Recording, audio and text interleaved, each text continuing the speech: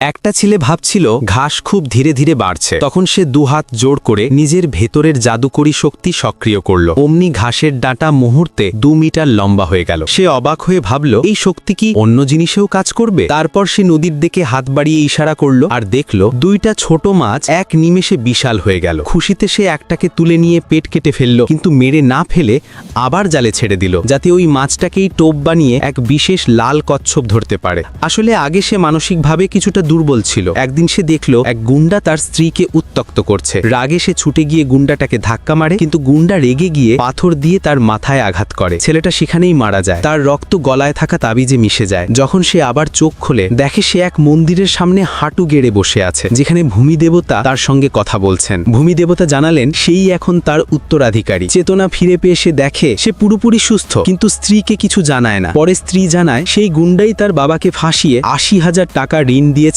না দিলে স্ত্রীকেই বন্ধক রাখবে। ঠিক তখনই গুন্ডা লোক নিয়ে তাদের বাড়িতে আসে। স্ত্রী তার সামনে দাঁড়ায়, কিন্তু গুন্ডা বলে কাগজে স্পষ্ট লেখা, টাকা দাও নইলে মেয়েকে দাও। সে স্ত্রীর হাত ধরে, কিন্তু স্ত্রী তার মুখে থুথু ছুড়ে দেয়। রাগে সে জোর করতে যায়, তখন ছেলেটা একটা ইঁট তুলে তার মাথায় মারে এবং পাগলের অভিনয় করে সবাইকে পেটায়। গুন্ডা হুমকি দিয়ে যায় যে 1 সপ্তাহে টাকা দে নইলে ঘর নেব। এরপর ছেলেটা ঠিক করে এখন সে কিছু করবে। নদীতে জাদু ব্যবহার করে সে বড় লাল কচ্ছপ ধরে। বাজারে নিয়ে গেলে দুজন গুন্ডা সেটা ছিনিয়ে নিতে চায়, কিন্তু ছেলেটার চোখে দৃষ্টি দেখে তারা ভয় পালিয়ে যায়। ঠিক তখন এক সুন্দর মেয়ে আসে, কচ্ছপের দাম জিজ্ঞাসা করে। গুন্ডারা হাসি দিয়ে বলে ও তো পাগল, কিন্তু মেয়েটি কিছু না বলে উঁচু দামে কচ্ছপটা কিনে নেয়। ছেলেটা খুশি হয়ে বাড়ি ফিরে এসে স্ত্রীকে বলে আমি এখন পুরোপুরি ঠিক আছি। স্ত্রী আনন্দে কেনে ফেলে। তারপর সে নিজের জাদুতে স্ত্রীর পা ভালো করে দেয়, স্ত্রী হাঁটতে পারে। দুজনেই ভাবে ভূমি দেবতা আশীর্বাদ করেছেন। ছেলেটা হেসে বলে ভূমি দেবতা তো আমি। স্ত্রী হেসে বলে তাহলে জানো কি, তোমার মন্দিরটা ভেঙে দিচ্ছে। এই কথা শুনে সে ছুটে যায়, দেখে লোকজন সত্যি মন্দির ভাঙছে। সে বাধা দেয়, বলে এই মন্দির গ্রামকে রক্ষা করে। গ্রাম প্রধান ঠাট্টা করে বলে তুই যদি এই মন্দিরের দরজা খুলে দেখাস তাহলে ভাঙবো না। ছেলেটা ভয় না পেয়ে এগিয়ে যায়, কিন্তু দরজা খোলে না। সবাই হাসতে থাকে। ঠিক তখন তার মনে পড়ে তাবিজে তার রক্ত মিশেছিল। সে নিজের